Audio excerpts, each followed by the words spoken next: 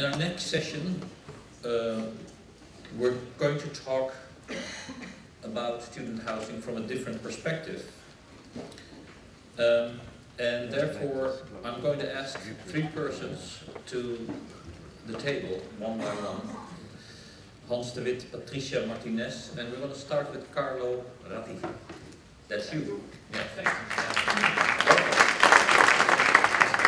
Maybe you can take a seat over there, or you can stand. I understand you had a long trip coming here? I did. Yeah, you come from Singapore, right? Correct. Yeah. Should I sit here? You can get the location, that's the position, that's best. You are, where are you based? In between Singapore and Boston. Okay. These days. Somewhere, that's Amsterdam. Not far from here. Yes. And I know you're an architect. Yes. Yes. Do you consider yourself an architect? Yeah, I'm an architect and an engineer, but what we do is we look at cities and technologies. How technology is changing the way we understand cities, we can design them, or ultimately we can live in them. Okay. And you design in Singapore and in other places? We have a lab called. Can you hear me? Yeah. I don't know. A lab called Sensible City Lab. And we got part of it is at MIT in Boston, and also we have the second lab in Singapore. So that's why I was there. And you're designing, designing in the most practical sense of the word, making buildings? It's a good point. We do mostly research on cities, so look at how technology is transforming our cities, more from the research point of view. That's what we do at the lab. But we also have an office, a design office in Italy, the US, and in the UK, where we go through the actual design of buildings. And who's your principal? Well, when we work at the lab, we work mostly with cities and companies. So we got the consortium, where we got large companies wanting to explore this space. You know, some people call it smart cities. We don't like the name very much. You know, we like to call it more sensible city to put more a human side in the center of it. So we work with companies and cities from all over the world. That's how we do research. What's your most attractive city to work in? Oh, that's a tough question. I think, you know, I love many cities. I love Amsterdam. I love many cities. You know, in the past century, someone once asked Georges Perec. He was a French writer and journalist. You know, where would you like to live in Paris? He was living in Paris. And where is your best neighborhood in Paris? And Perec wrote a book and said, you know, well, I don't want to pick a place. You know, I want my house to be with the living room facing the Parc de Montsouris, with the kitchen facing Les Halles, with this place facing Martinez. So I think if I had to answer your question, I would say the ideal city is probably something similar. You know, it's a city that has the charm of Amsterdam, the topography of Prague, the weather of Naples, and maybe the nightlife of Rio de Janeiro. That's cool, what if you talk about sensible cities? What is lacking? An architect wants to improve the world. I understand that. Isn't it correct? That's what you're trained to do. So what's lacking in the world? Well, what we're looking at is not that something is lacking, but today technology allows us to do some things in cities that probably we couldn't do just a few years ago. You know, it's all of these the networks and sensors and different technology that all of these kind of changes that have affected our life for the past 15 years, now they're kind of entering physical space. And the reason for that is that, you know, technology has become much smaller, atomized, some people say smart dust.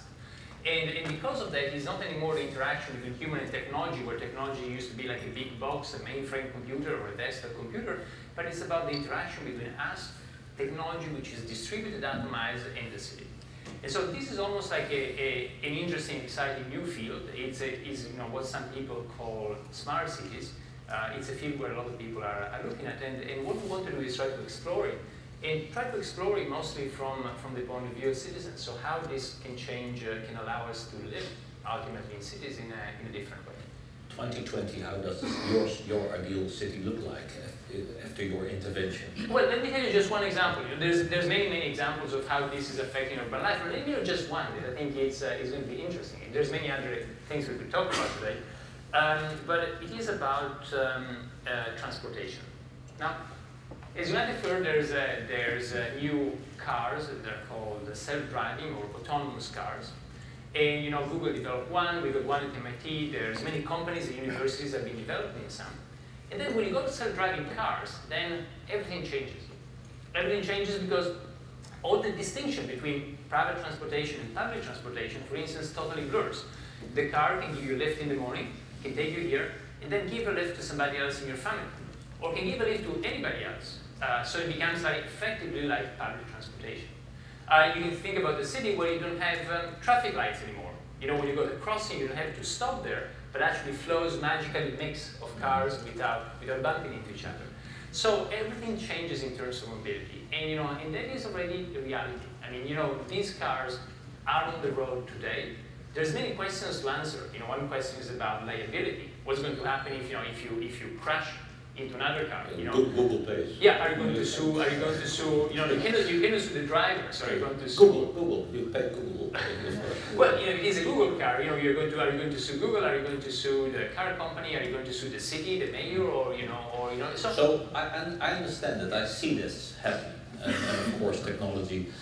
But I think you also talk about the human side of that, and how these events will influence the way we deal and interact with the city as humans. Absolutely. Again, if you just keep onto this field, then the same thing we could discuss about the same thing about energy, about waste management, about water, about many other dimensions. But if you just focus just for the sake of the discussion now about transportation, then what you see with self-driving is actually this helps us to share in a much better way our infrastructure. And I think that's one of the most interesting lessons that we're seeing. How people, for instance, think about how the hospitality industry has been changed in places like Amsterdam or Paris or all across the world by Airbnb. The ability people have to actually put online their apartment and share it with other people. Last time I was here in Amsterdam, actually, I stayed in beautiful homes in the city. I just got on Airbnb instead of going, as I would have done just a few years ago, into a hotel. And when you look Which means you're meeting more people. Instead of an impersonal hotel, you are sitting you're meeting more people. I know many people who made friends through Airbnb, and and this is about sharing infrastructure. At the same time, if you look at this from a society's point of view, is a good way because you got some spare capacity in the system. People who have a spare room or an apartment or something that who can share it with other people and make some money. So it's a way to better utilize the capacity we have in the system. Now, the same thing of Airbnb is what some of you might have seen this covered by the economists called the sharing economy, how this applies to many other fields. And if you look at the transportation, self-driving is just part of that. It's the ability to have then, we don't need to own a car anymore. If you want, yes, we can own it, but otherwise, we can just have a car that takes us where we want in a self-driving way. And at the same time, interesting things are happening, as you know, all over the world, where people can, just before self-driving, they probably will hit our roads in a few years. So anyway, the next step in that process, of course, of sharing is that it all becomes much more efficient. That a car is used much more efficient. That space is used much more efficient. Absolutely. So what is the consequence of this? Well, one consequence is that you can use the infrastructure in a more efficient way. But I think the other consequence, I think it's interesting what you were saying before, is the fact that then we can have a much more social way of using things. I think it's going to be much more fun instead of being stuck in the car alone in the morning to actually share part of the infrastructure. In the same way, it's more fun. I mean, I find today more fun to use Airbnb instead of checking in into just one of the standard hotels. How does the university fit into this picture of yours? It's very interesting. So we were saying all of this is affecting many fields in the city. In all of this, if you want, you can call it under this umbrella of smart cities. So there's many opportunities about traffic, about waste, about water, and so on. And of course, also about teaching in universities. Now, I must tell you that at MIT we are quite scared these days. And the reason is that, some of you might have seen, or in the United States it's been quite present, what happened to something like Newsweek. Newsweek was one of the pillars of, news and as a weekly publication, one very important one. It just vanished. And why did it vanish? It vanished because the net the ability to find news in other ways has actually radically changed the landscape. And so in just a few years, something that was like an institution in the United States has disappeared. But if you think about it, it was just about the ability we have today to actually get news in other ways, to use the net, to use Huffington Post instead of Newsweek and so on.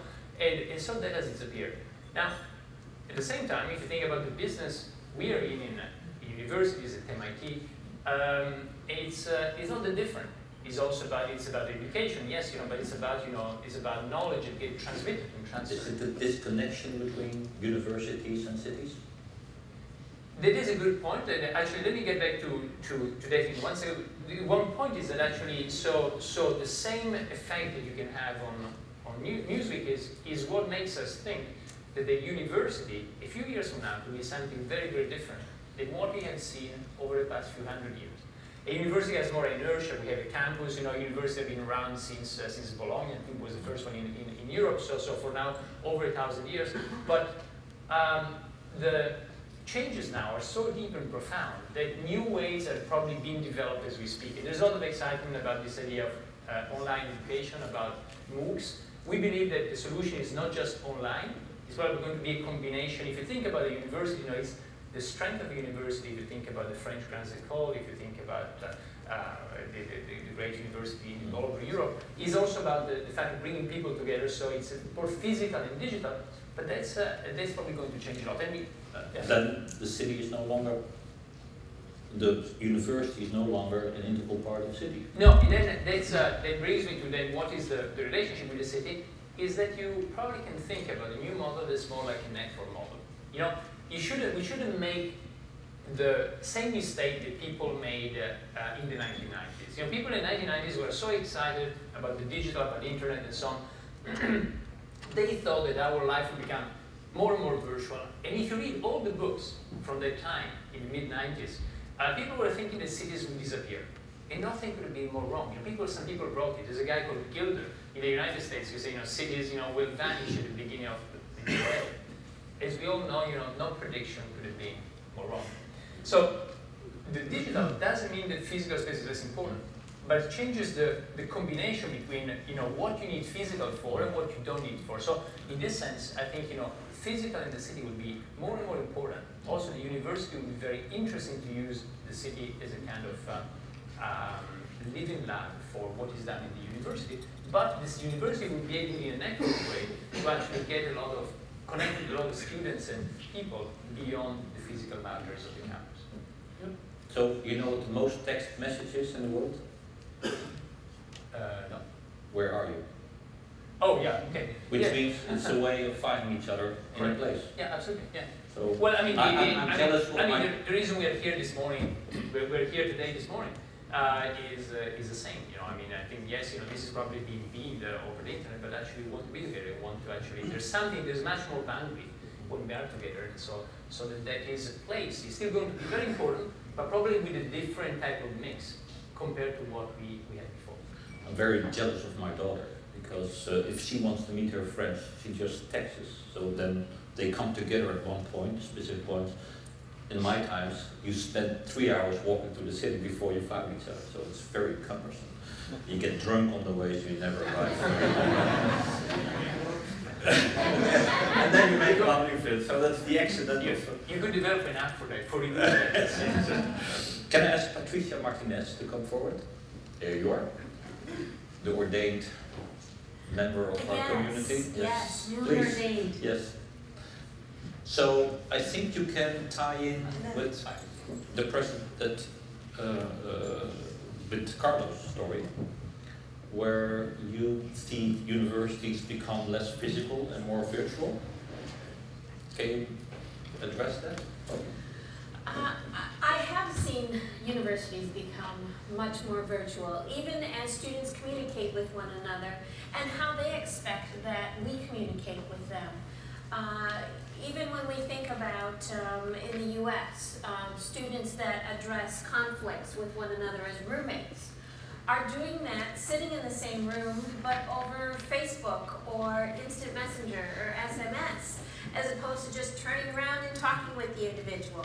And they're much more apt to say things in a virtual environment that they might not feel comfortable saying in person, which I think can be somewhat of a difficulty, because I think sometimes our students don't necessarily understand then how do they communicate with another person on an interpersonal level, rather than strictly through an instant messaging or social media or things along those lines. Certainly they've been able to connect much more quickly and more frequently because of social media.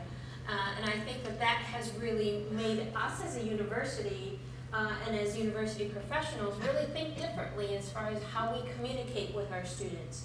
A lot of times we set up these barriers for our students, in the sense that they have to communicate with us through an officially issued university email system or things along those lines, as opposed to going to the students where they are and trying to interact with them at their level, in their territory. I think sometimes we get a little bit concerned that that's their space, and we're concerned about stepping into that space and not necessarily interacting either correctly or appropriately with their level.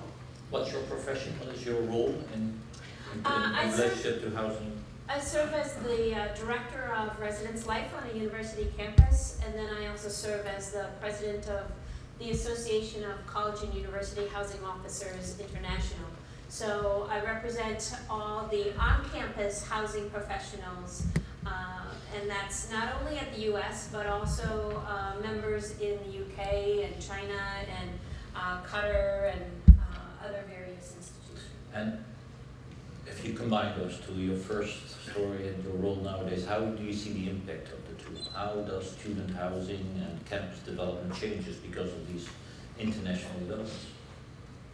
I think that we need to be much more nimble than what we were previously. I think we used to think of campus housing as this facility and structure, and now we need to really think of it more as a student experience and really be able to flow amongst the university and throughout the holistic experience of a student throughout their collegiate career. Now the American model and the European model is very much different. You have campuses.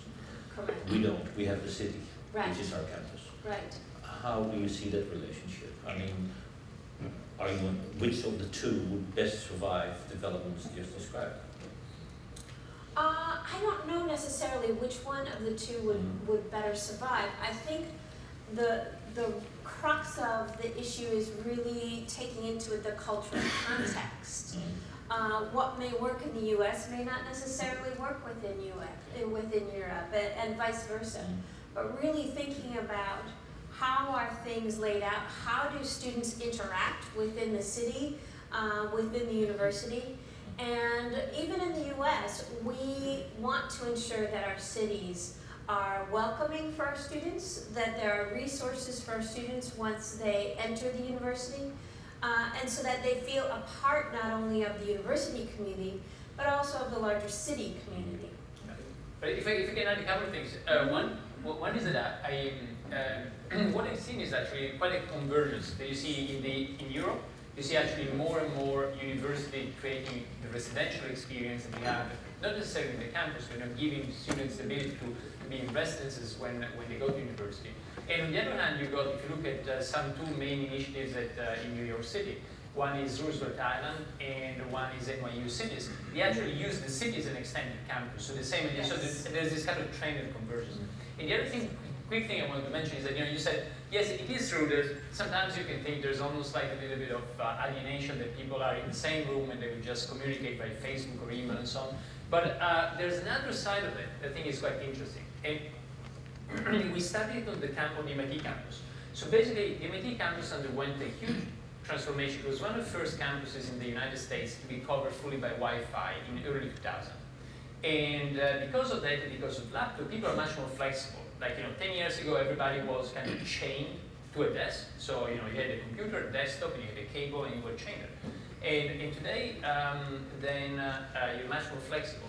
And that has been changing radically the user spaces. Now, there's some work on the internet, online on our website. I will not go in detail, but what we did was actually then look at the net, look at the Wi-Fi network, in order to see how people have been changing to live and work.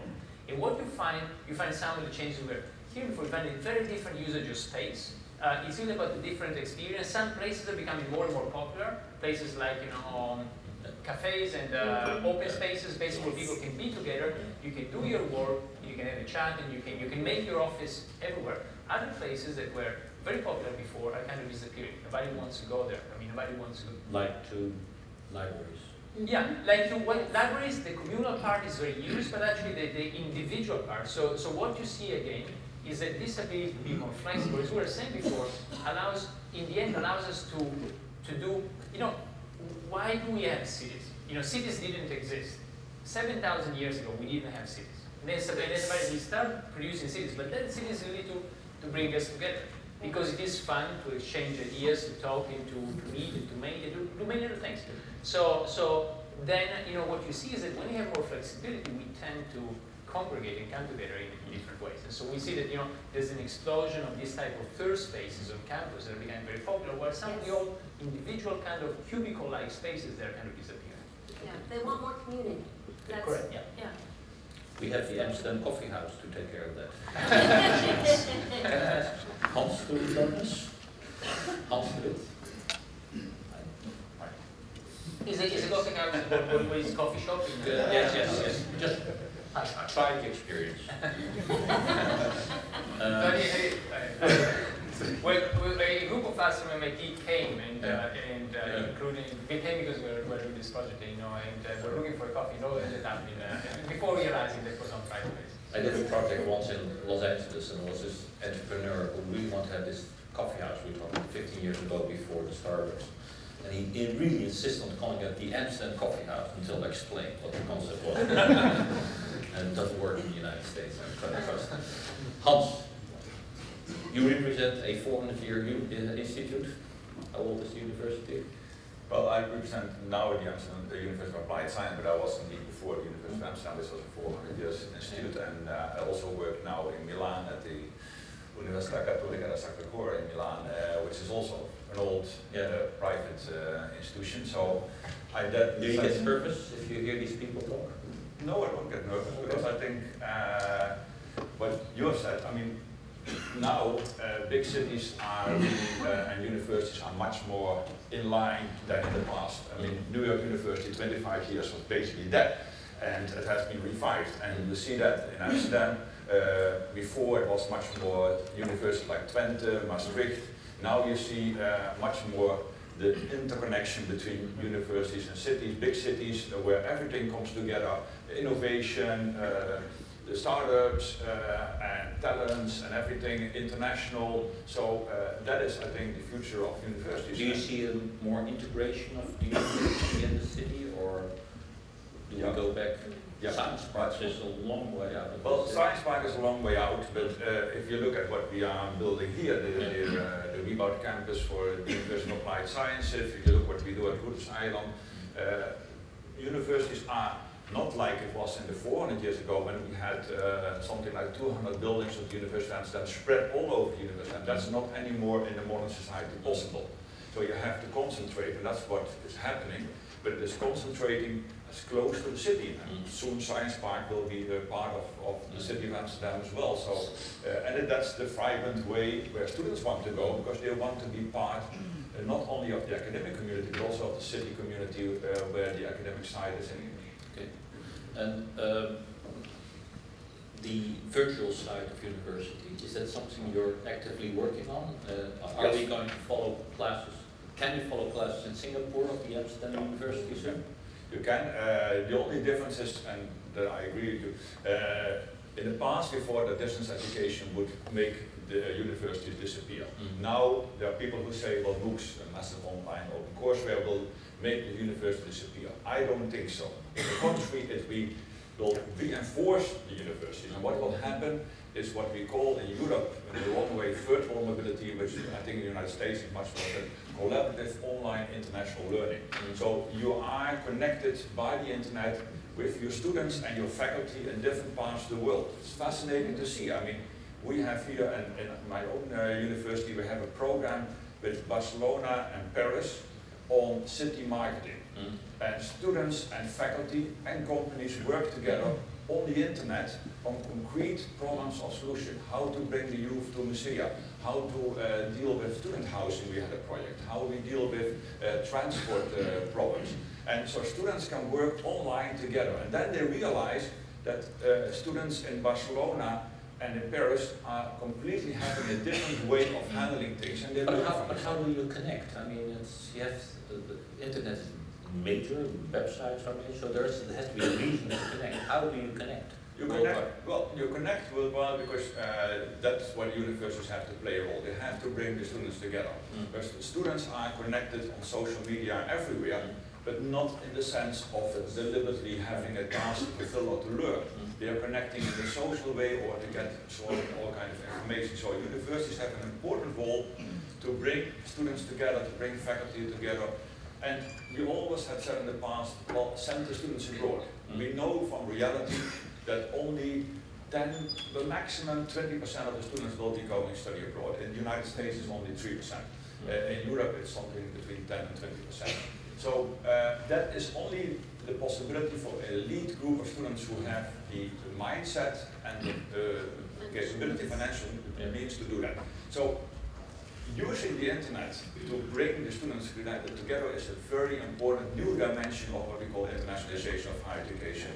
It brings students together, it brings faculty together, and it creates all kinds of the curiosity and the intercultural experience that students need, and that will stimulate them also in the future career to be much more internationally connected. So the competition is moving this way also from a local level to an international level? Yeah. Yeah, are you nervous about the third university coming to Amsterdam and kind of that's part of this new international competition? No, are you happy about it? I think it's a good development. Yeah. First of all, I don't think it's a university, it's much more an institute, and what you see, universities, cities are looking for niches, centers of excellence, where they have to bring a strength to the city which they didn't have. And that's what Amsterdam did, that's what NYU did, or New York City did. You bring in things that you think are important for the city, for the economy of the city, for the social life of the city, and that only can strengthen each other.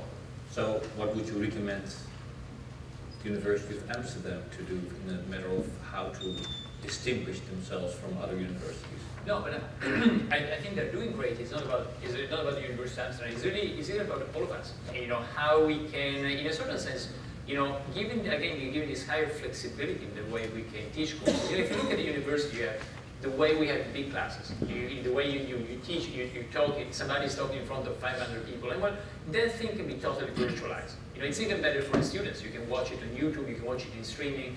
You know, that works well with MOOCs, so massive online courses. You know, there's MOOCs, and actually there's more and more what sometimes we call spooks, which is special programs on using online, which is the online part, but then the physical one as well. And so one thing can be virtualized, but other things you really want to be together.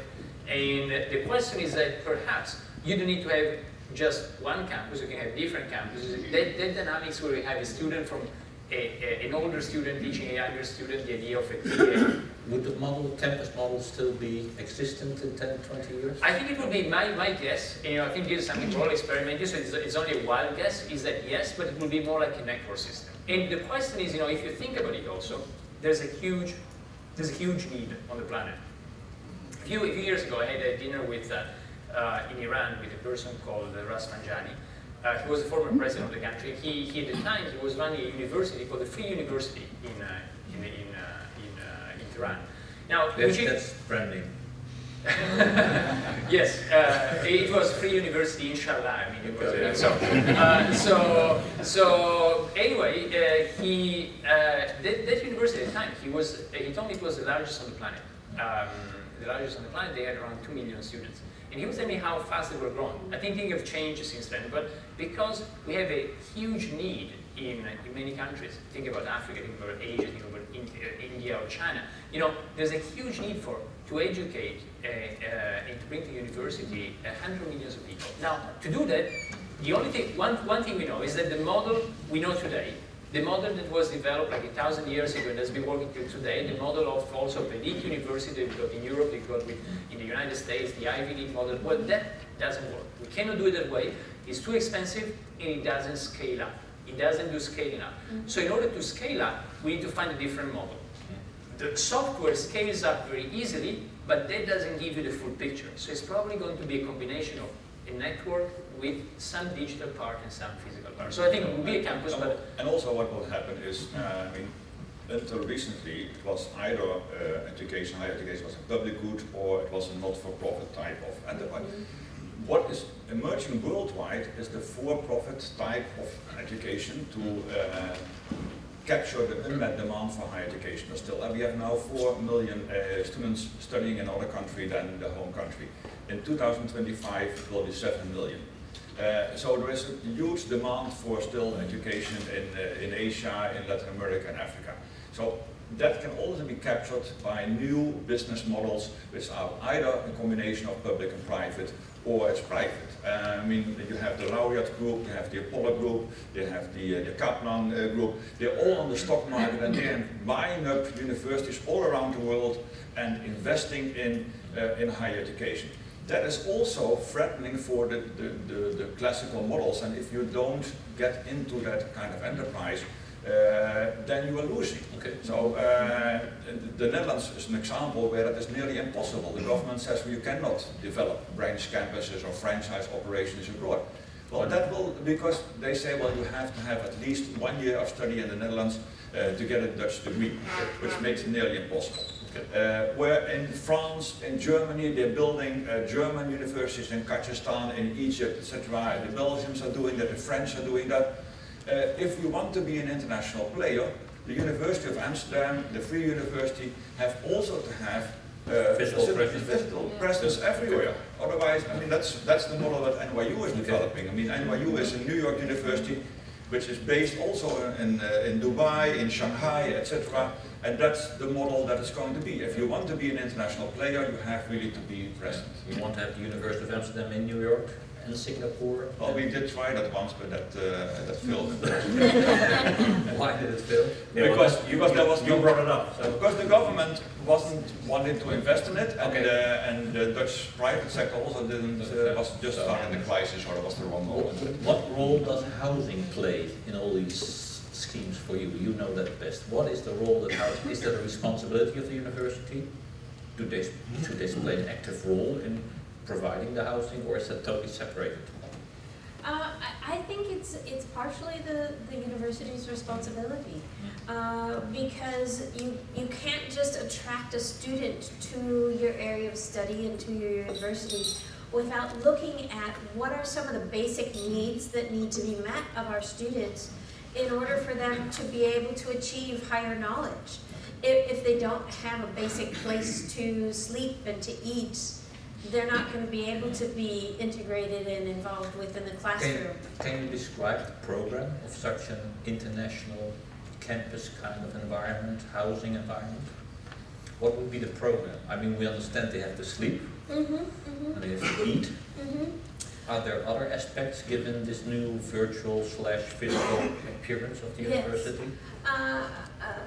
I mean, the mayor mentioned earlier, as far as looking at kind of this one-stop shop type of environment, and I think even in a residential environment, our students are looking for the one-stop shop, not just to eat and sleep there, but also be able to hold classes there, whether that's virtually off campus, or off university. Yes. So whether that's you know, online, or whether that's physical, face-to-face with perhaps an online component. Whether that's through Skype or whatever the case might be. But then they're also needing to look at tutoring and computer labs and fitness centers and recreational facilities, because they do want to feel like they're a microcosm of a larger community, and that's important to them. Yeah, if you think about if you think about academia from the beginning, from the Greek time, it's really about a community. People coming together and exchanging ideas. And that's a very important, the fact that the community is very important. In some models, if you take the French Grand École model, it's all based on the community. For the French Grand École model was started by Napoleon when he found a country without the ruling class, because the old noblesse, the old the ruling class had been killed. And then his idea was very simple, was to select people based on mathematics and physics after 2 years, but then once you get into one of the grants they call, it's basically just like a club to promote community. If you want, you don't study anymore, you can just have fun and do whatever you want and live together, play, go horseback riding or whatever, but no need to, that's almost like the extreme example. But some component of that is still very, very important. It's very, very important because it's the way you can create a common shared knowledge, implicit and explicit, and the way also people can work together. Let's assume you are an investor in student housing. Let's assume. And you need a program that will last for 20 to 25 years. Not for tomorrow, but 20 years ahead. And let's assume that you want 7% return on your investment, just as a number. What would the program be? What would you tell them to say, never, never forget this? Make sure that this is part of the program of your design. Well, first of all, then you only have to look at the top end of the market. And these are students from good families who can afford that and who are part of that jet set of international, mobile and engaged students. So then you really can say, well, we can charge money and we have all the facilities there. But if you only focus on that, and that's a little bit of a risk I see at the moment, then you don't attract that talented lower middle class Chinese or Singaporean or Malaysian student. But that's the issue of affordability. Yeah, and by the way, and just as a personal remark, affordability has always been a very important driving factor. I mean, it's the other way around. We never thought about the more affluent, the students that could afford to pay a little bit more. Yeah, no, that's a typical Dutch that's fine. That's, issue. Yeah, that's true, but at the same time, if we move from one extreme side, which I agree with you, to the other extreme side exclusively, then also there's a danger. So translate that into a program. Affordability is an issue, but we all agree that there's diversity, there are more expensive and less expensive versions. Program-wise, what would you ask the investor to at least put into his program to make sure that it has a sustainable value? We did a study for Duo, the Housing Corporation, on what international students want. And international students want facilities like sports facilities, etc. They don't want to sit in downtown. They don't care. They know that downtown is not possible. What they want is a community where they have all the facilities to sport, to study, to be internet connected, to have some social gathering together, not staying only in their room. Which means a certain size, yeah. Because you can only do that if there is a certain size. What would your ideal size be, housing-wise? I think the ideal size would be around 300, 400. Not bigger, because that becomes all kind of social problems getting into that. So you have to make it manageable. So even ideal would be smaller, but I understand from an investment point of view that would not be working. So something like 300, 400 would be a good size. Would you agree with that? I would probably even make it a little smaller. Okay. I think even when you look at some of our campuses in the US that house many thousands of students, they're trying to create smaller communities of 200 or so students, and then have that one-stop shop within the facility. Some even have some healthcare satellites within the residential facility, so that it really allows the students to feel like they're a part of their neighborhood. As a part of our association, we did a larger study as far as what does the housing of the 21st century look like. And some of the main things that really came to be was students really wanted a sense of community. Technology was a huge part of that.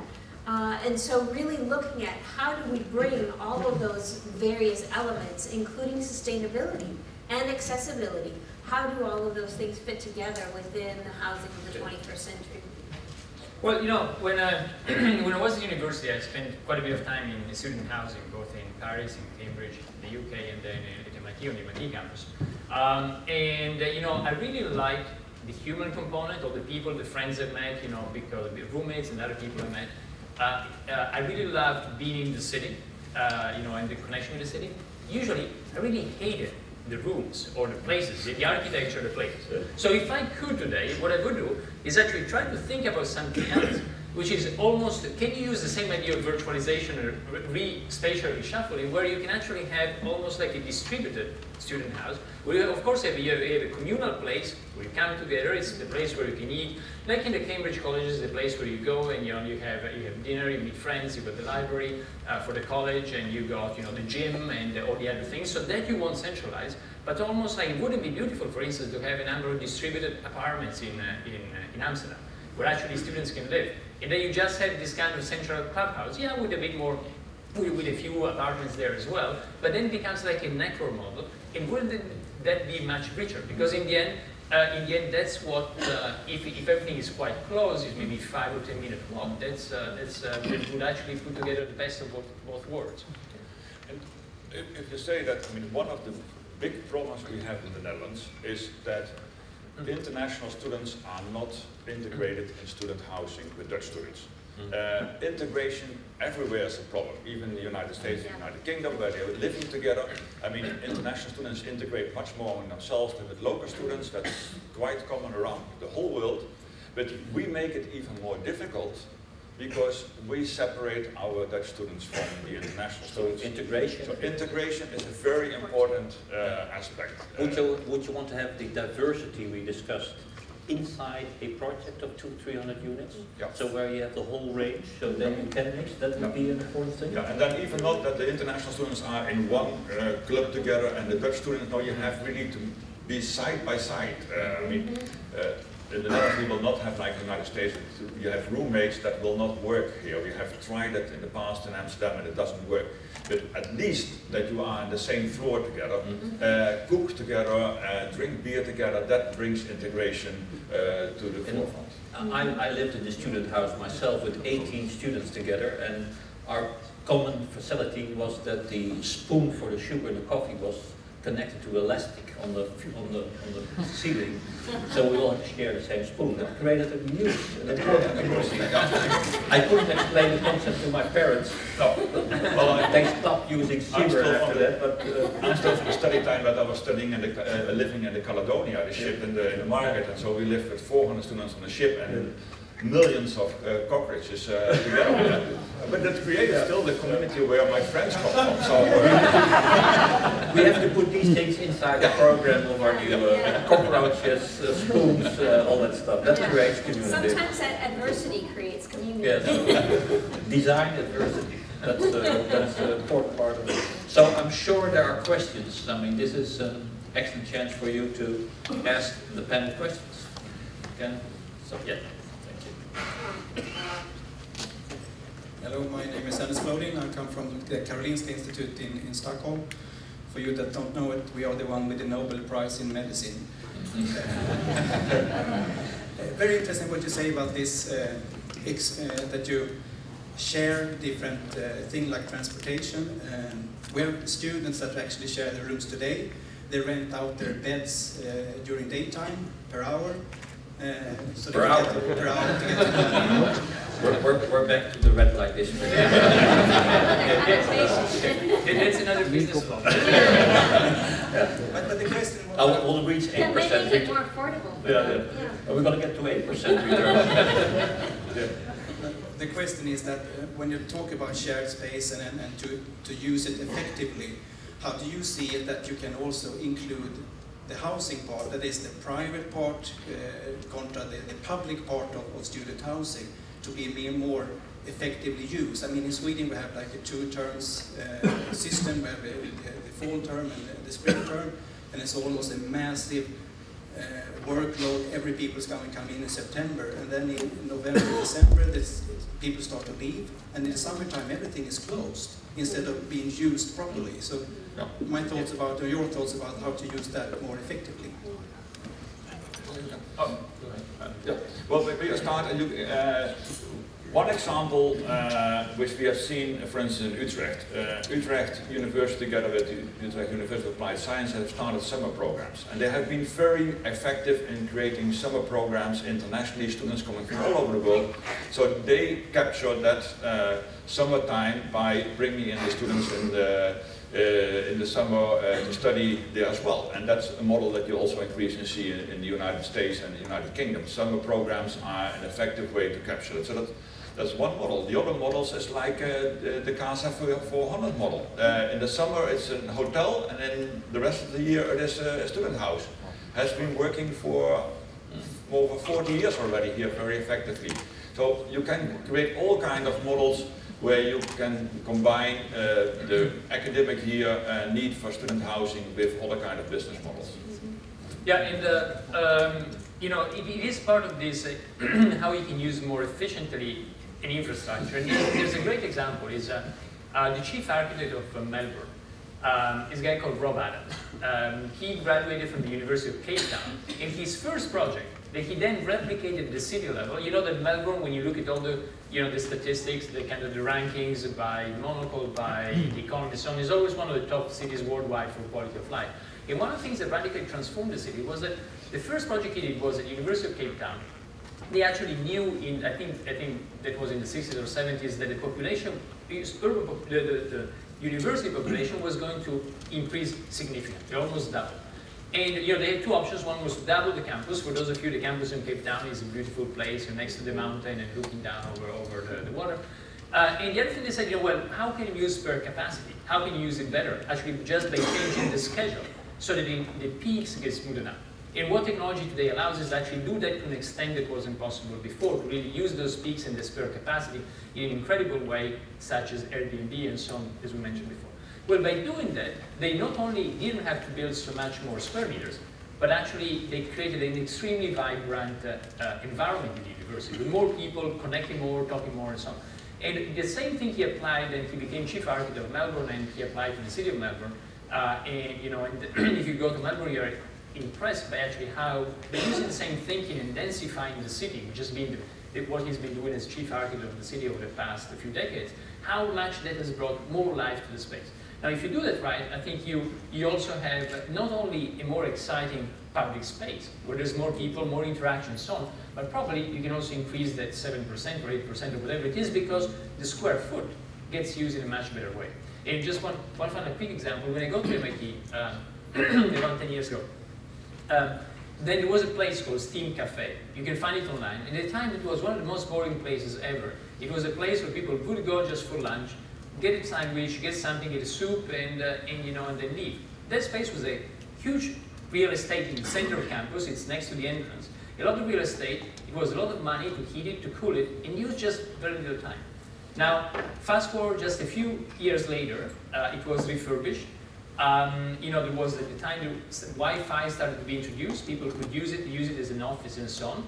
Also, food became better, which is also the important part of the equation. And if you go there today, actually this space is used 24/7 by people who make it their office, their space. So it becomes a way that you actually can use the same square foot in a much more intensive way, and everybody will benefit. One of the interesting models in the UK that has just been redesigned by Richard Kington, who's at the University of Edinburgh, really looked at accommodations on his campus differently.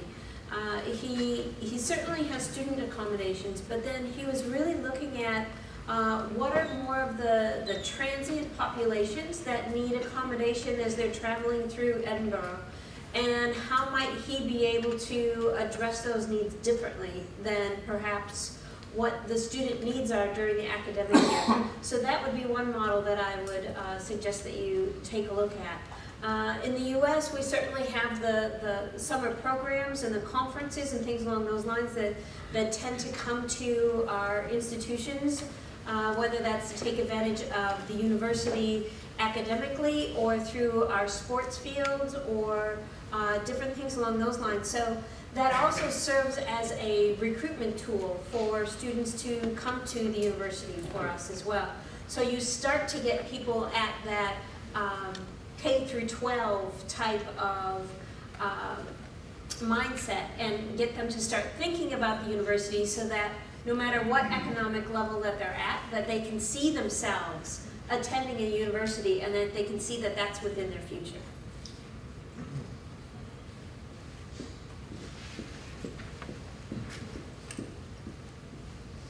Hi. This morning Annette the University of Amsterdam mentioned that there are different levels of needs with regard to housing for different students. The students who come here to Amsterdam in order to attend the bachelor program, for example, would like to share rooms. However, I just heard from you, Hans, that you said sharing rooms doesn't work. Why doesn't it work, and what is necessary in order to make it work? Well, I don't think it's going to work. We have tried it in the University of Amsterdam for at least 10, 15 years, but even the American students who are used to it, when they come to Europe, they want a different experience, and you have to respect that. The Chinese students who are in China living with 5, 6 students in a room, even if they come here, they say, well, we thought we would come to have a European experience, and now we are still faced to live with somebody else. So don't try to force things which are not work. You can offer it as an opportunity, but we know that very few students take that chance. So I would not take too much risk in trying to invest in that, because it also still creates a kind of different infrastructure in the room than the single one. So you cannot easily adapt to that situation. One of the issues also in transformation is that what happens to you after you leave university. I mean, my daughter, as an example, had a hard time finding that place. Is that something that should be integrated in your story as well? I mean, now you have to leave your room. At the end, is there a transition possible in which you stay longer in these facilities, and would that add to the experience and to the quality? Well, of course, that was in the past situation, that students didn't leave the student housing, and then it created our capacity problem. So we had to change, and still it's not very easy in the law to make it them leave. So we had to create all kinds of constructions to have them leave. But that is something in the housing situation of the city, that you have to limit the student housing to the student, and then create kind of possibilities for transition for younger people to find easily other types of rooms than to keep them staying. Because if you keep them staying, then you don't have the refreshment which you need in the student housing. So I would not recommend that. You still are going to kick them out? Yeah. My name is Arno Persoon from Study Group. I just want to thank you for a very interesting session today. My question is mainly related to one of the things that Carlo was saying in the beginning about the making more efficient use of facilities. If that is something that's developing in the future, maybe multiple universities from all around the world using the same buildings, wouldn't it also make sense to then integrate student accommodation within the same facilities, maybe different buildings next to each other, and creating a flexible system so that maybe buildings in 1 year are used for student accommodation and in the future for expats? There's a model similar to that in Chicago. University Center has multiple institutions that are represented within the housing accommodations there. And they have staff that actually know the programs at that specific university. So the students have resources there that are able to be called upon as well. And I think one of the things, getting back to one of the points that you said earlier, Rudy, as far as what happens with our students after they graduate, I think one of the things that we also need to try and integrate while they are still at the university is our alumni factor. And how can we expose our students within a residential setting to alumni that are within the fields of study that they're interested in going into, so that they can start that networking, whether that's through internships or whatever the case might be, and be able to be exposed to the field differently. We're still very jealous of the fact that your students leave their money when they die to the university. Some do. There's no student in Amsterdam who is even thinking about that. Yeah, but also it is because our culture is not like that. I mean, I've been twice at Boston College and as a visiting scholar, and I still receive every half year messages, can you donate? Yeah. Where the University of Amsterdam sends me maybe once a year, and then they ask me, can you give 50 euros? Yeah, that's not going to help. So you have, it's a long-term investment to get alumni. Okay, unless there is one very important question, so that puts a lot of pressure on the next question. Is it? Then I would like to thank you, 3 of you, for helping us out thinking about this idea of student housing, and big applause. Thank you.